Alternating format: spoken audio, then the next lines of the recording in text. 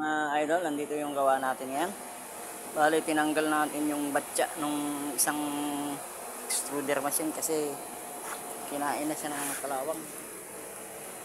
Ayan.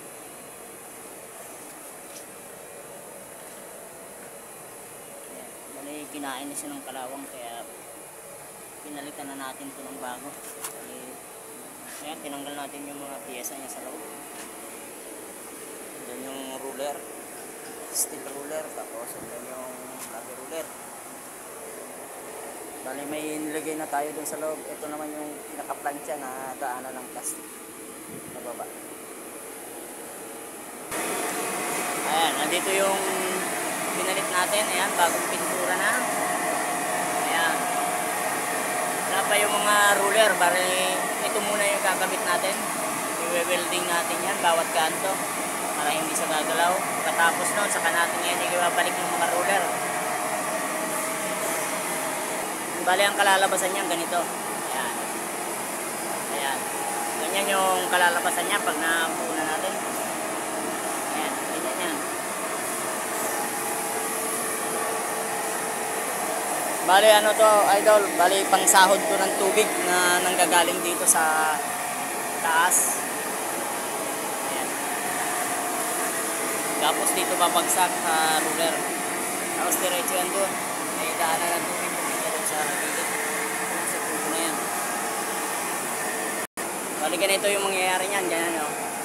Ayan yung plastic na lumalabas. Dadaan siya sa tubig. Ayan, may tubig yan. Ayan. Tapos babagsak dito. Ayan. Tapos diretso na sa ruler. Lalabas, ayan, tupina. Diretso ni doon. Tapos pupunta rito. Ayan. Sa pangalawang ruler. Tapos pagdating dito, ayan, nakarolyo na siya. Kaya yung proseso ng pagkano natin ng plastic. Bali, kanya nang mangyayari nun sa inaassemble natin. Tapos dito yung tubig, diretso na doon. Ayan, bali, welding na ito.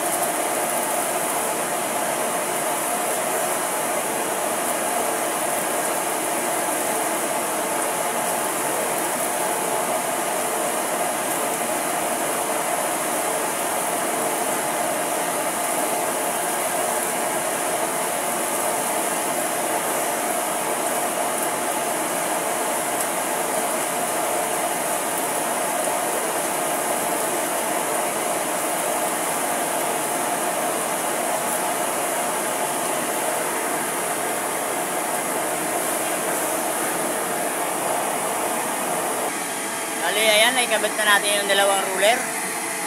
Ayan, pati yung spring niya. Ayan, kabilaan na. Ikakabit na lang natin ngayon yung dito. Yung harang sa tubig para yung plastic ay dire-diretso dito sa ruler. Yun na lang ikakabit natin ngayon. Ayan na mga idol, natapos na natin yung gawa natin ngayon. Bali, ayan, ready na siya. Ready to operate na to ulit. Ayan na. Kapitan natin lahat. Ayan. Nandito na lang mga lods.